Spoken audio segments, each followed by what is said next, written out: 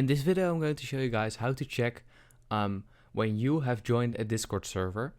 So yeah, if you want to do that, then let's get started. And make sure you watch this video till the end and you should be able to do that. Let's get started. So first of all, this is the server where I want to check it from. So go to your browser and search for statbot right here.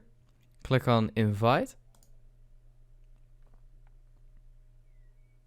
And then you want to select a server right here.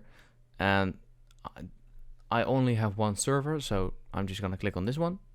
Click on continue.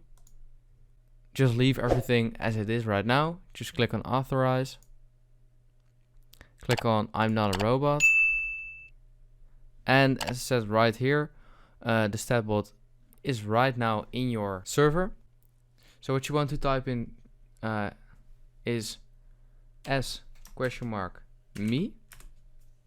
Right here you can see all the stats of your account, and it says joined on April 22nd, 2020, and your user ID and stuff like that.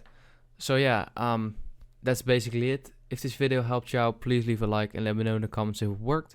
I'd appreciate that. Bye. If this video helped you out, please consider subscribing so I can grow the largest how-to channel on YouTube. I'd appreciate it.